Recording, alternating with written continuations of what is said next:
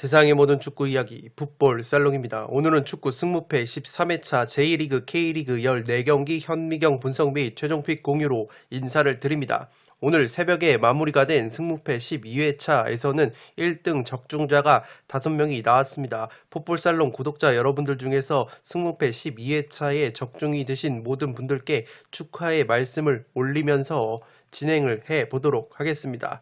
승무패 13회차 같은 경우에는 주중 경기가 들어왔습니다. 일본 제1리그와 우리나라 K리그 조합으로 들어왔는데 내일 저녁 화요일 저녁 6시 50분까지 판매를 합니다. 프로토를 사보신 분들은 아시겠지만 상당히 통수를 자주 치는 리그로 정평이 나 있습니다. 특히 주중 경기 같은 경우에는 주말 경기보다도 로테이션 폭이나 여러가지 변수가 많기 때문에 이번 승무패 13회차 같은 경우에는 되도록이면 소액 베팅을 추천드리도록 하겠습니다. 다가오는 주말에 승무패 14회차가 K리그와 라리가 경기 조합으로 들어오기 때문에 이번 회차 같은 경우에는 주중 제2리그가 껴있기 때문에 2월 가능성이 상당히 높습니다.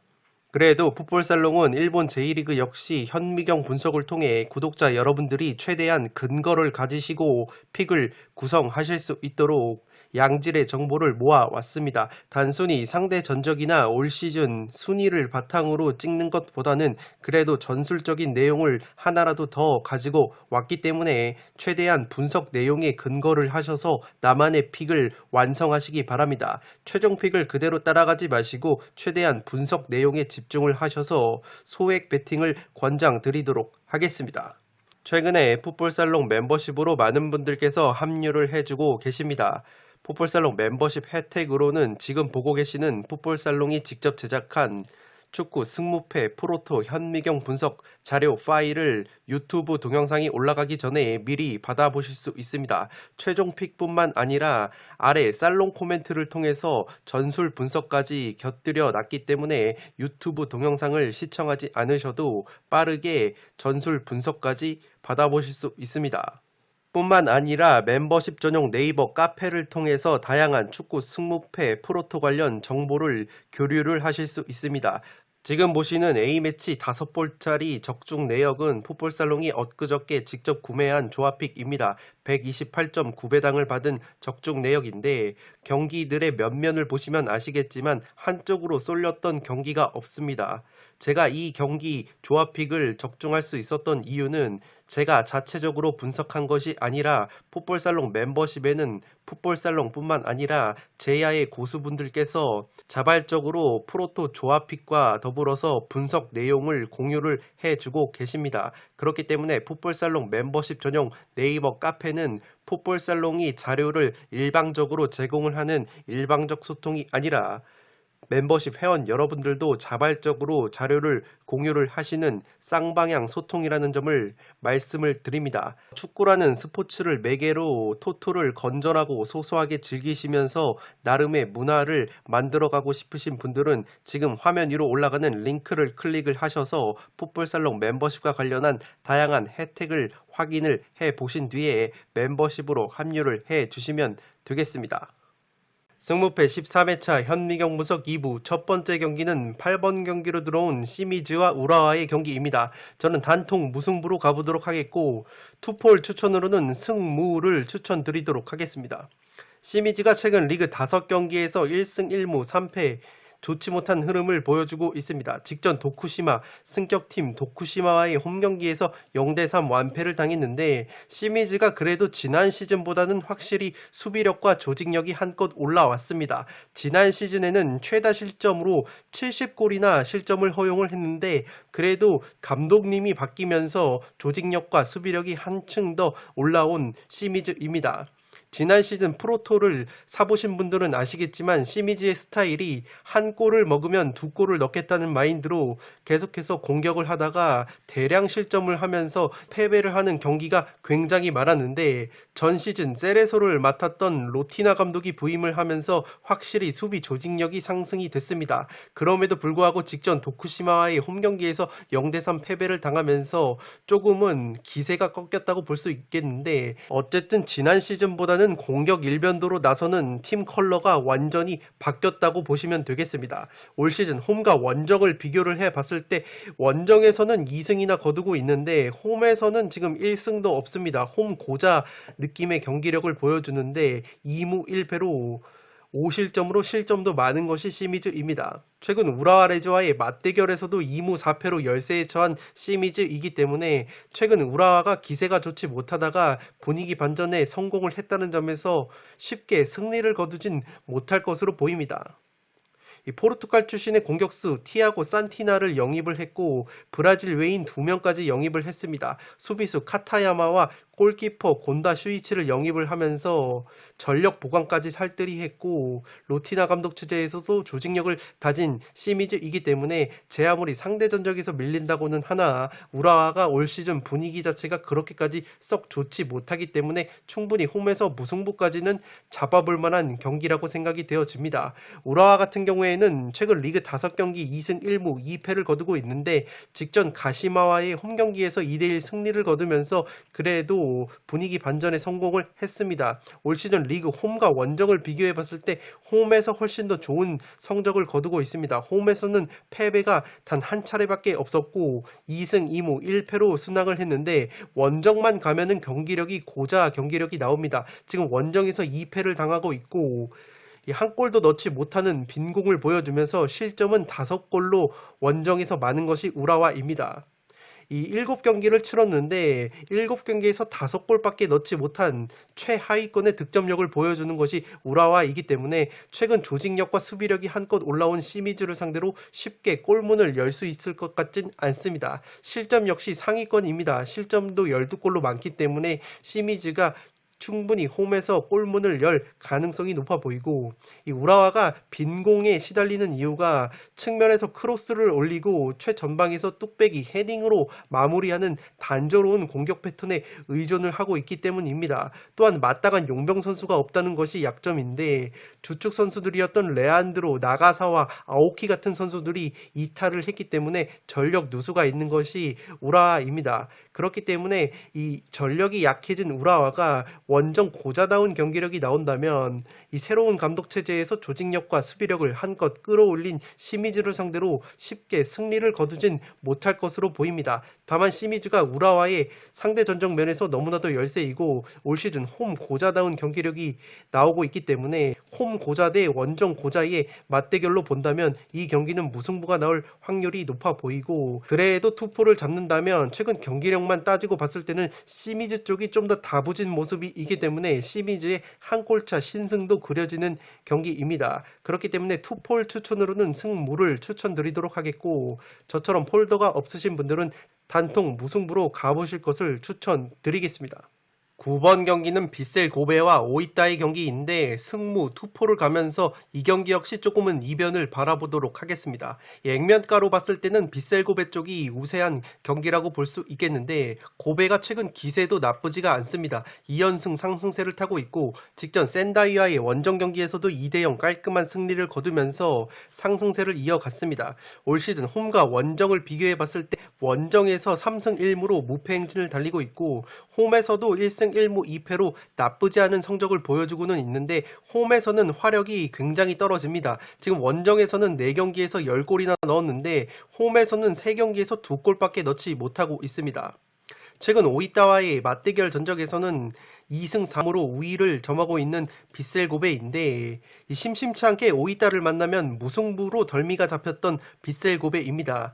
아무래도 오이따가 선수비 후 역습, 수비를 먼저 탄탄히 하는 팀이기 때문에 빗셀 고베가 삿포로와 마찬가지로 패스 축구, 빌드업을 굉장히 중시하는 팀이라는 점에서 이 패스 플레이가 먹힌다면 오이따 같은 밀집 수비를 하는 팀을 상대로도 좋은 경기를 하지만 이 패스가 제대로 원활하게 돌아가지 않을 경우에는 밀집 수비를 펼치는 팀에게 의외로 고전을 하는 모습이 있습니다. 작년에 승무패나 이 프로토에서 빗셀 고베와 오이타가 만났을 때 이 무승부로 부러졌던 안 좋은 기억이 제 머릿속에 있기 때문에 이 무승부까지 충분히 잡아볼 만한 매치업이라고 생각이 되어지고 올 시즌 12골 8실점으로 나름대로 공수 밸런스가 갖춰진 것이 빗셀 고베입니다. 지난 시즌만 하더라도 빗셀 고베가 빠꾸 없는 경기를 하는 듯한 인상이 있었는데 아무래도 실점이 많다 보니까 그러한 이미지가 있었습니다. 지난 시즌 같은 경우에는 59골로 실점 순위가 공동 4위에 있었을 정도로 수비력이 불안했던 빗셀 고베인데 나름대로 올 시즌은 8실점으로 공수에서 밸런스를 유지하고 있습니다. 오이따 같은 경우에는 수비 축구를 구사를 하는데 3연패 최근 수렁에 빠져 있습니다. 직전 1위 팀 가와사키 원정에서도 0대2 패배를 당했고 올 시즌 홈과 원정을 비교해 봤을 때 그래도 원정에서 1승을 거둔 바가 있습니다. 원정에서는 1승 2패의 흐름을 보여주고 있고 이 오이따 같은 경우에는 수비 축구를 구사하는 만큼 득점력이 굉장히 빈곤합니다. 6경기를 치렀는데 5골밖에 넣지 못해서 경기당 평균 1골이 되지 않는 빈공을 보여주는 것이 오이따입니다. 전 시즌 주장이었던 스즈키 이와타 그리고 다나카 같은 주축 선수들이 빠졌기 때문에 전력 누수도 있는 것이 오이따이고 전형적인 선수비 후 역습을 추구하는 팀이라는 점에서 빗셀 고베를 상대로 승리까지는 힘들어 보입니다. 다만 이 빗셀 고베가 오이타에게 심심치 않게 덜미가 잡혔던 이력이 있는데 그 말인즉슨 오이따가 밀집 수비를 제대로 펼칠 경우에는 빗셀 고베 특유의 패스 플레이가 먹히지 않았을 때는 의외로 고전을 하는 양상이 있고 빗셀 고베가 최근 2연승의 흐름을 달리고 있는데 빗셀 고베가 기본적으로는 기복이 있는 팀이라는 점에서 3연승까지는 힘들다고 본다면 이 경기는 최대치로 무승부가 의외로 나올 가능성도 있어 보입니다. 선수비 후 역습팀이 패스 축구를 하는 팀을 상대로 효율적인 수비를 보여주고 역습 한 방으로 무너뜨리는 패턴이 자주 보이는 것이 축구이기 때문에 이 오이따가 그래도 선수비 후 역습을 펼치는 하위권 팀들 중에서는 제일 조직력이 나은 편이기 때문에 빗셀 고베의 3연승을 무승부로 저지할 수 있는 확률이 있어 보입니다. 그렇기 때문에 저는 9번 경기는 승무 투포를 잡아보도록 하겠습니다. 10번 경기는 승격팀 도쿠시마와 센다이의 경기인데 도쿠시마의 단통 승리로 가보도록 하겠고 독식픽으로는 무승부까지 추천을 드리도록 하겠습니다. 도쿠시마가 승격팀임에도 불구하고 1부 리그에서도 순항을 이어가고 있습니다. 최근 리그 5경기에서 2승 3패 흐름인데 2연승의 상승세를 탔고 직전 시미즈 원정에서는 3대0 완승을 거두면서 다부진 모습을 보여주고 있는 것이 도쿠시마입니다. 올 시즌 홈과 원정에서 기복이 없는 경기력을 보여주고 있고 홈에서 1승 1무 1패 4골 4실점 원정에서도 1승 1무 2패로 4골 4실점을 기록을 하고 있습니다. 최근 센다위와의 맞대결 전적에서는 7년 전 데이터이기 때문에 상대 전적 같은 경우에는 의미가 없을 것 같고 이 도쿠시마가 승격팀이라고 말씀을 드렸는데 공수에서 안정적인 밸런스를 구축하고 있습니다. 경기당 평균 1골 1실점 정도를 기록을 하고 있고 순위 역시 9위라는 점에서 성공적인 시즌을 보내고 있습니다. 포야토스 감독으로 교체를 하면서 선수비 후 역습, 효율적인 축구로 변모를 한 도쿠시마인데 확실히 2부 리그 시절보다는 화력이 약해진 느낌이지만 1부 리그에서 살아남으려면 체급이 높은 팀들을 상대로도 승점을 쌓아야 하기 때문에 이 포야토스 감독으로 교체된 이후에 선수비 후 역습을 추구하는 것은 나름대로 잘 먹히고 있다고 보여집니다. 이 센다이 같은 경우에는 최악의 모습을 보여주고 있는데 지금 J리그 꼴등을 달리고 있고 이 전형적인 선수비 후 역습 팀입니다. 이 센다이 역시 약팀이기 때문에 수비를 먼저 탄탄히 하고 역습을 취하는 팀인데 올 시즌 6경기에서 실점이 18골이나 됩니다. 평균 경기당 실점이 3골이나 되기 때문에 요코FC 다음으로 최다 실점을 기록을 하고 있는 센다이이고 이 득점력도 4골밖에 넣지 못하는 빈공 최하위권을 달리고 있기 때문에 공수에 걸쳐서 도쿠시마에게 열세인 것이 센다이입니다. 홈과 원정을 비교해 봤을 때 원정에서 1무승부가 있는데 원정에서는 그래도 3골을 넣은 바가 있습니다. 최근 기세나 기록적인 면을 봤을 때는 도쿠시마 쪽으로 기우는 매치업이라고 할 수 있겠는데 제가 독식픽으로 무승부까지 추천을 드리는 이유는 이 9번 경기에서 빗셀 고베와 오이타의 경기는 두 팀의 성향이 극명하게 갈렸죠. 빗셀 고베는 패스 축구, 오이타는 선수비 후 역습 축구라는 점에서 극명히 갈렸는데 이렇게 선수비 후 역습, 특히 약체로 꼽히는 팀들 간의 성향이 비슷한 경기들은 의외로 우열을 가리지 못하고 무승부가 나오는 흐름이 있습니다. 특히 양팀 모두 수비를 중시하는 팀이라는 점에서 그러한 부분이 있고 이 도쿠시마가 지금 분위기가 더 좋고 홈 경기에다가 순위까지 높기 때문에 센다이보다 오히려 적극적으로 경기에 나설 가능성이 있는데 그렇게 될 경우에는 도쿠시마의 스타일이 선수비 후 역습을 칠 때 좋은 모습을 보이는데 이렇게 선수비 후 역습을 치는 팀이 의외로 점유율을 가져갈 경우에는 경기력이 나오지 않는 흐름이 많습니다. 우리나라 손흥민 선수가 활약을 하고 있는 토트넘 같은 경우에도 무리뉴 감독이 기본적으로 수비를 탄탄히 하고 역습을 칠 때 강팀을 많이 잡아내는데 약팀을 상대할 때 점유율을 높게 가져갈 경우에는 의외로 경기에서 고전을 하는 흐름이 있죠. 그러한 맥락을 살펴봤을 때 도쿠시마 역시 센다이를 상대로 점유를 할 경우에는 의외로 경기력이 나오지 않으면서 이변이 나올 가능성이 높아 보입니다. 다만 제가 센다이의 승리는 가져가지 않는 이유는 센다이가 기본적으로 J리그 최하위권의 득점력을 보여주고 있기 때문에 이 최대치가 나온다면 무승부로 보여집니다. 그렇기 때문에 저는 10번 경기는 도쿠시마의 단통 승리로 가보도록 하겠고 도쿠시마의 3연승은 힘들다는 점에서 최대치로는 무승부까지 추천을 드리도록 하겠습니다. 11번 경기는 우리나라 K리그 경기로 울산과 서울의 경기입니다. 울산의 단통 승리로 가보도록 하겠습니다. 울산이 직전 성남 원정에서 1대0 신승을 거뒀습니다. 에이스 이동준 선수가 천금 같은 결승골을 넣었고 외국인 공격수 바코 선수가 모처럼 출전 시간을 많이 소화를 했고 활발한 움직임을 보여줬습니다. 최전방 공격수인 김지현 선수가 부상에서 복귀를 했는데 전반에는 나쁘지 않은 움직임을 보여줬는데 확실히 부상 복귀 이후에 치르는 첫 경기이다 보니까 후반전에는 움직임이 둔화가 됐습니다. A매치 차출이 됐었던 김인성 같은 몇몇 선수들은 아예 경기에 출전을 하지 않았고 원두재 같은 선수들은 후반 막판에 투입이 됐기 때문에 체력 및 컨디션을 안배를 한 것이 울산입니다. 성남과 함께 4실점으로 최소실점 공동 1위를 달리고 있는 울산이기 때문에 충분히 서울을 상대로도 짠물 수비를 가동할 수 있을 것으로 보입니다. 김기희, 불투이스가 버티는 중앙수비 라인과 국가대표 골키퍼 조현우가 버티고 있는 이 골문을 쉽게 열지는 못할 것으로 보이고 이 울산의 약점인 것이 최전방 공격 쪽인데 용병 힌터제어가 컨디션이 올라오지 않았기 때문에 이 김지현 선수가 해줘야 될 것으로 보입니다. 이청용 선수가 부상으로 인해서 지난 경기에 결장을 했는데 이청용 선수가 돌아온다면 확실히 주중에 펼쳐지는 경기이다 보니까 스쿼드가 탄탄한 울산이 좀 더 유리한 경기를 할 수 있을 것으로 보입니다. 최근 상대 전적 10경기 맞대결 전적을 보시면 7승 2무 1패로 울산이 압도를 하고 있고 지난 시즌에도 2승을 거뒀던 울산입니다. 서울의 경우에는 직전 강원과의 홈경기에서 0대1 패배를 당했습니다. 페널티킥으로 고무열 선수에게 결승골을 헌납을 하면서 패배를 당했는데 이 기성용 선수가 강원전에서도 만점 활약을 했습니다. 물론 4경기 연속골에는 실패를 했는데 날카로운 슈팅을 여러 차례 보여줬고 이 기성용 선수가 공격 상황뿐만 아니라 수비나 이 빌드업 과정에서도 지대한 영향을 미치고 있기 때문에 기성용 선수가 체력적으로 퍼진다면 울산을 상대로 고전을 할 수도 있는 서울이라고 보여집니다.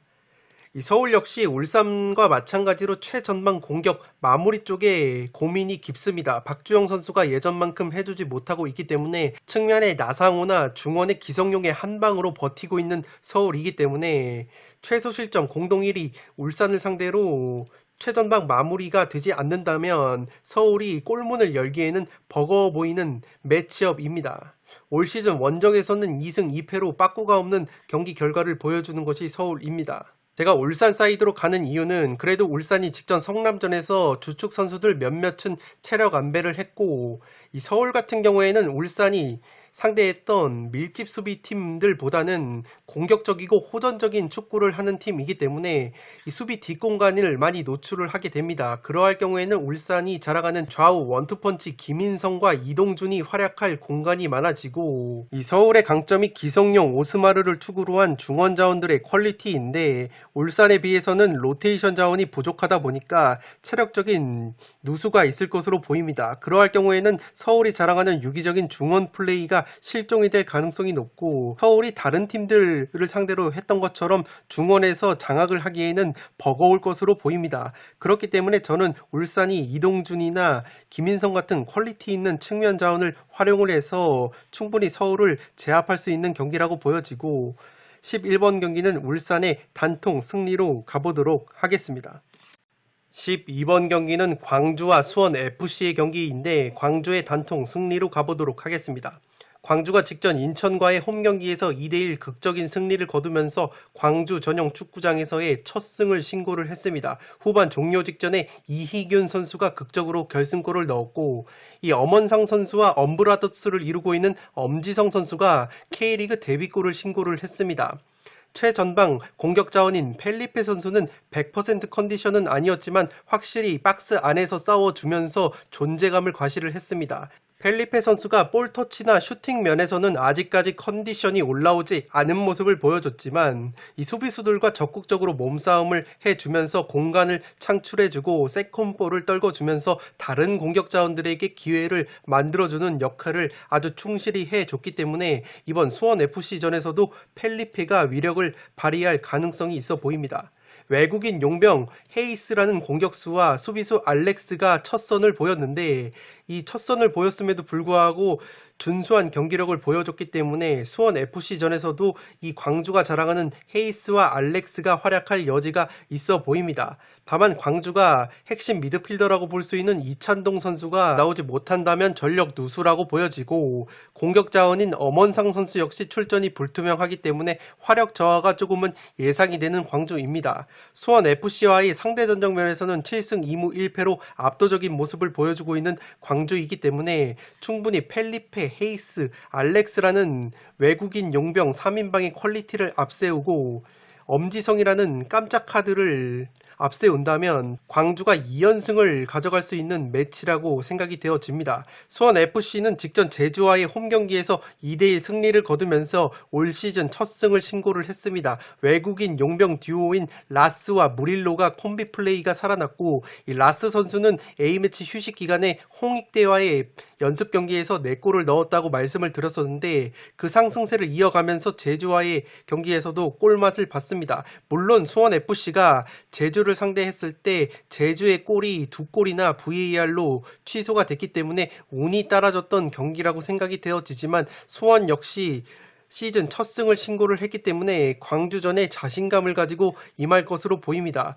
더욱이 토종 공격수 양동현 선수가 부상해서 복귀를 했기 때문에 라스 선수가 또다시 삽질을 한다면 양동현 선수가 출격이 가능하다는 점에서 수원 역시 공격 쪽에 무게감이 한껏 살아났습니다. 다만 문제점으로 보이는 것은 7경기에서 무려 12골이나 실점을 했기 때문에 최다 실점 공동 1위라는 허벌창 수비가 문제인데, 제가 광주 사이드를 보고 싶은 이유는 수원FC의 중앙수비 조합이 조유민과 박지수입니다. 물론 박지수는 국가대표에 뽑힐 정도로 수비력을 인정받는 선수이지만 펠리페 같이 피지컬이 좋고 높이가 좋은 공격수를 마크하는 데 있어서 어려움을 겪는 박지수이고, 조유민 같은 경우에는 신장 자체가 크지 않은 센터백이기 때문에 펠리페가 인천전에서 보여줬던 것처럼 박스 안에서 적극적으로 비비면서 싸워준다면 엄지성이나 헤이스 같은 2선 공격 자원들에게 세컨볼 찬스가 나면서 슈팅 기회가 여러 차례 만들어질 것으로 보입니다.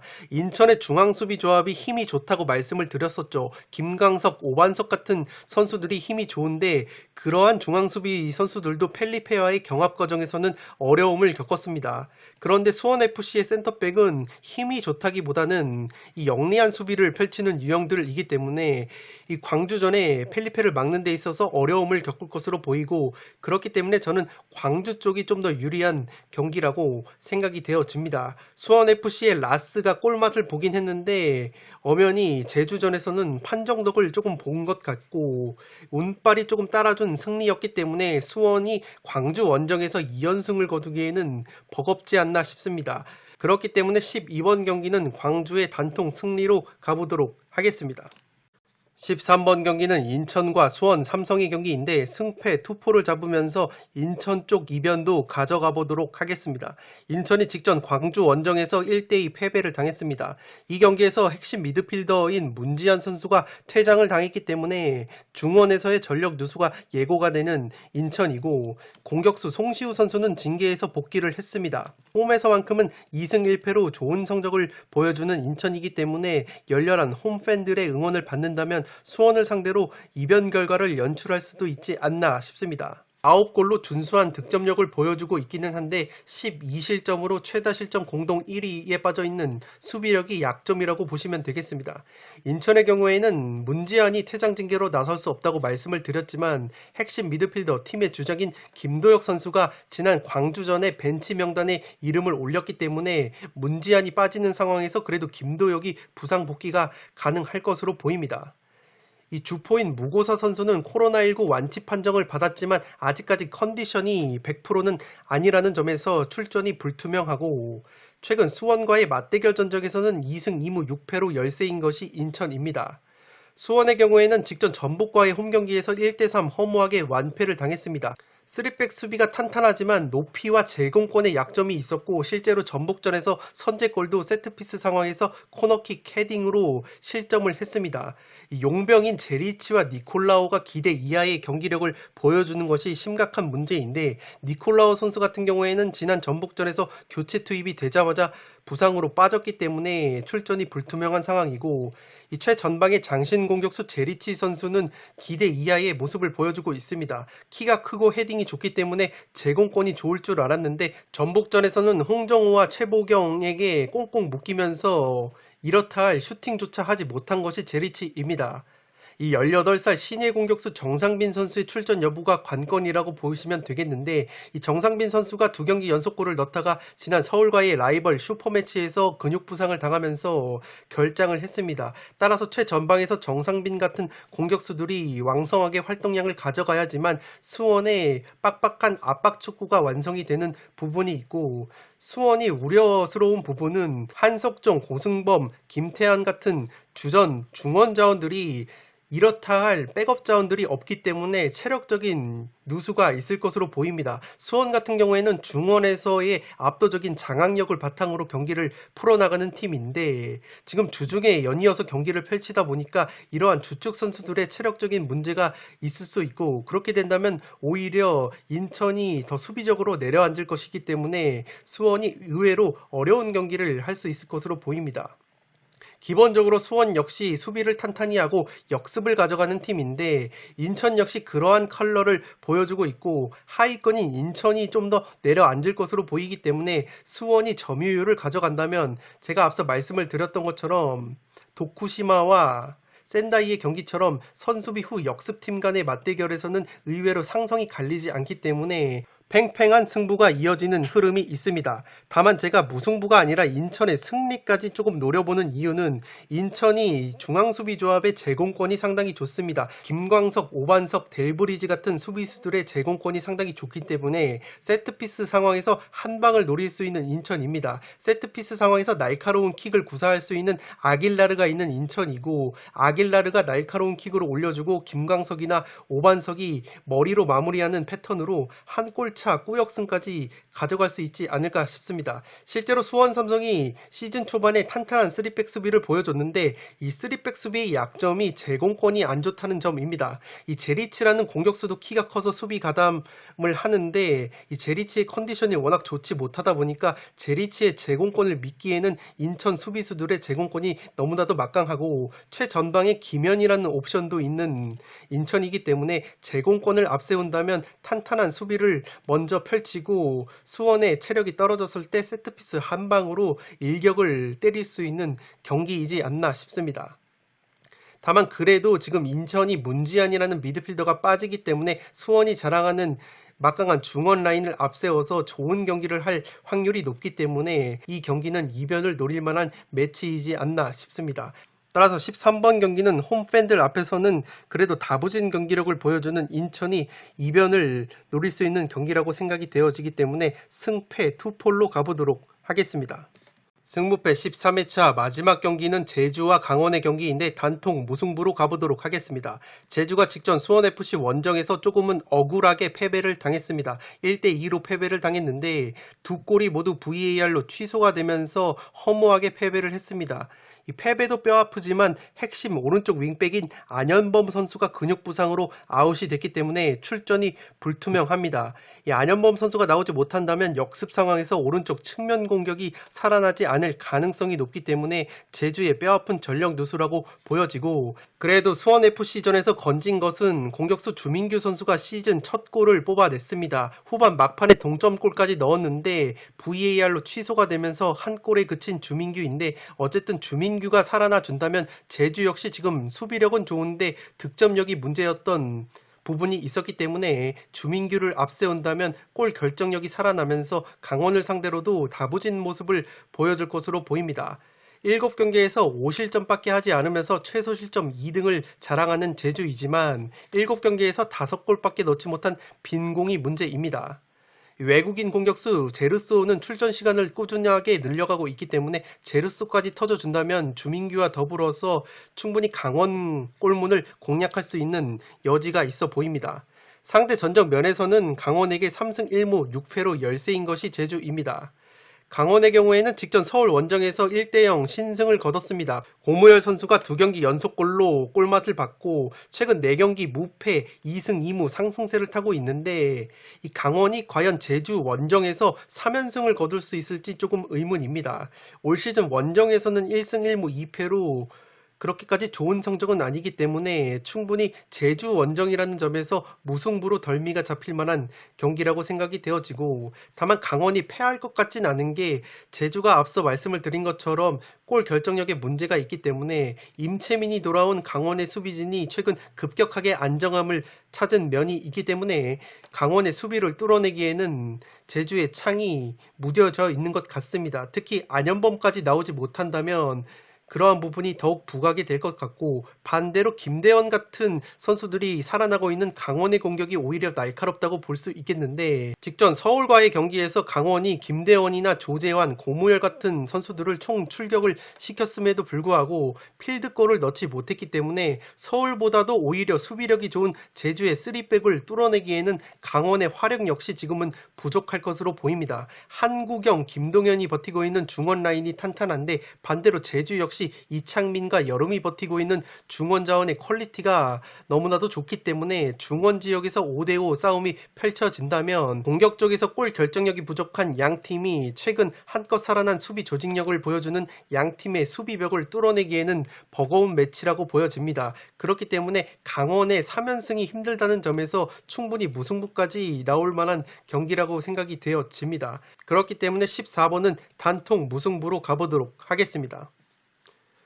네, 이것으로 승무패 13회차 일본 제1리그, 한국 K리그 14경기 현미경 분석을 모두 마치도록 하겠습니다. 제가 서두에서 말씀을 드렸던 것처럼 주중에 들어오는 일본 제1리그 같은 경우에는 이변 결과가 많이 나오기 때문에 최대한 소액 베팅을 권장을 드리겠고, 그래도 베팅액을 올리실 분들은 제 최종 픽만 따라가지 마시고 제가 투폴로 추천을 드렸던 픽들과 독식 픽으로 추천을 드렸던 픽을 적절하게 과감하게 조합을 하신다면 의외로 적중의 기쁨을 누리실 거라고 생각이 됩니다.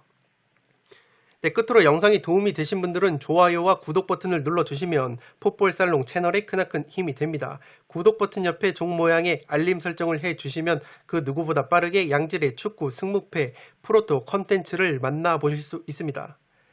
네, 그러면 저는 주말에 펼쳐지는 승무패 14회차 관련 컨텐츠로 돌아올 것을 약속드리면서 이만 물러가 보도록 하겠습니다. 지금까지 풋볼 살롱이었습니다. 감사합니다.